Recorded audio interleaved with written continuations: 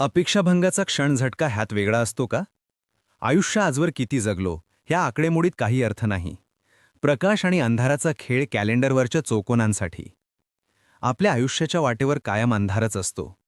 क्षणाला क्षण घट्ट चिकटून असतानाही पुढच्या क्षणी काय घडणार आहे हे आपल्याला माहीत नसणं म्हणजे अंधारच नव्हे काय?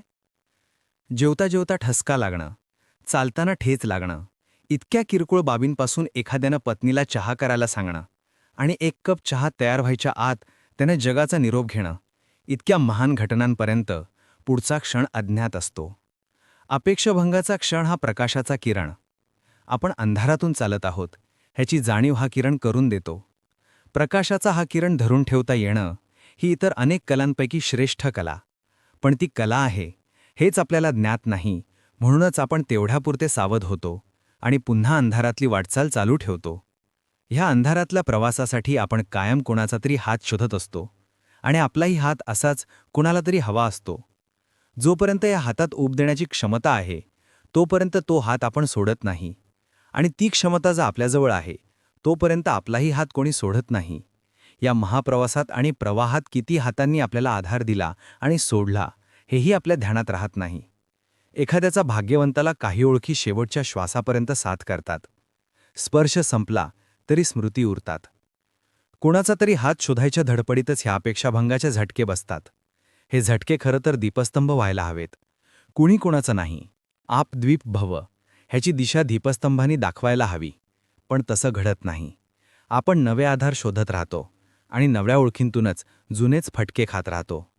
हे फटके खाण्याची सहनशीलता संपली म्हणजे कुणी ज्ञानमार्गाकडे तर कुणी भक्तिमार्गाकडे वळतो, कुणी देवळात तर कुणी बारमध्ये, कुणी नुसतेच गोंधळलेले. हे सगळे अर्जुनाचे अनुयायी, माणसासारखे, कायम गोंधळलेलं. हे कळं की ते, हे बरोबर की ते, हे झाले साधे प्रश्न.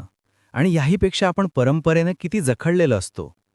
पाप पुण्य, नीती अनिती, चांगले वाईट, समाज, रूढी, संस्कार, उपासतापास, व्रतवैकल्य, शुभ अशुभ ह्या न संपणाऱ्या मालगाडीच्या प्रवासात आपण आपल्याला हवं ते आयुष्य जगतो का?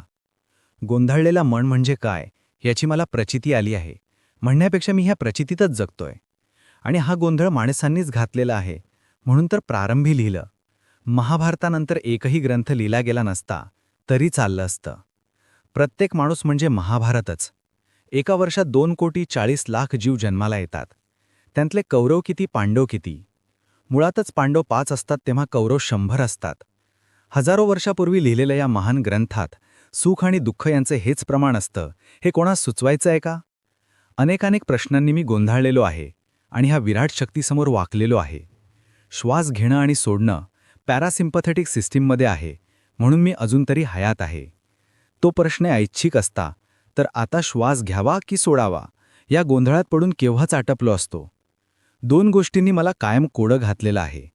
यांपैकी एक म्हणजे माणूस, डोळ्यांना दिसणारा, श्रुतीने ऐकू येणारा, स्पर्शानं जाणवणारा, तरीही माणुसकीपर्यंत संपूर्ण न पोचणारा. दुसरी गोष्ट म्हणजे क्षण. सर्वात लहान अणू म्हणतात शास्त्रज्ञी, तरीही याला धरून ठेवलंय. पण हा त्रिकालबाधित काळ आहे, याला ज्या दुसऱ्यानं जोडलेला आहे आणि एक अखंडित स्रोत निर्माण केलेला आहे. या क्षणाइतका सूक्ष्मदुवा दुसरा असेल का? ज्या क्षणी माणूस शेवटचा श्वास घेतो तेवढ्याचीच नोंद डेथ सर्टिफिकेटवर करता येते, पण तो उभ्या हयातीत सापडतो का? याचा नित्य वापर होतो, पण तो दिसावा, ऐकावा, स्पर्शावा हा विचारही मनात येत नाही. महाभारताच्या काळी पण तो होता, आजही आहे. महाभारत संपत नाही. असत्य विचारांपायी माझा कायम अर्जुन, आणि आम्हाला कृष्ण भेटणं अशक्य. पृथ्वीतलावरचा एकमेव भाग्यवान पुरुष म्हणजे अर्जुन, मी हे मानतो.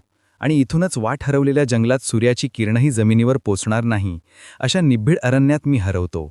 मला समज आल्यापासून एका चित्रानं मला कायम भुरळ घातलेली आहे आणि जबरदस्त जखमही केलेली आहे.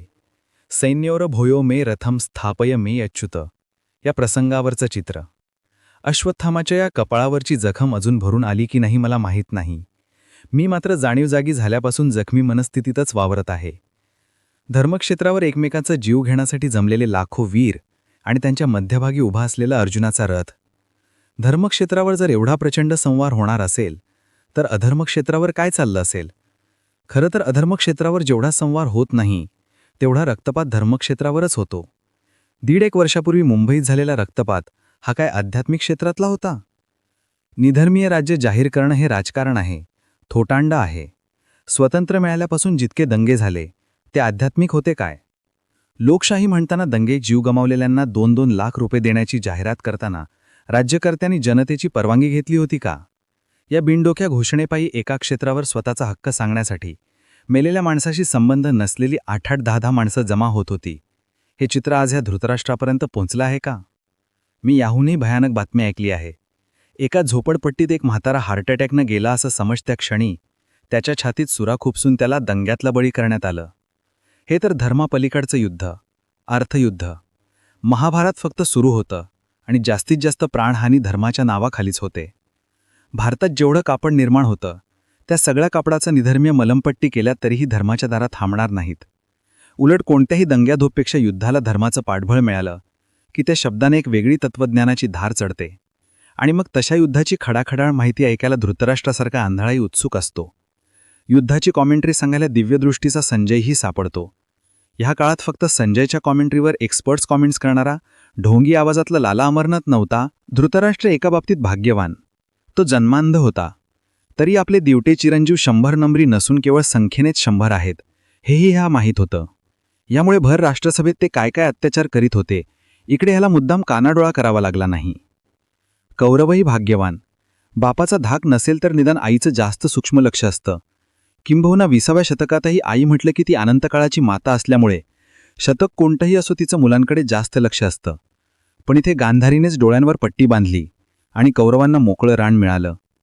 एका आंधळ्या राजाने विचारलेल्या प्रश्नापासून गीतेसारख्या महान ग्रंथाचा प्रारंभ होतो. जगात जितके प्रश्न निर्माण होतात ते आंधळ्या माणसांपासूनच होतात.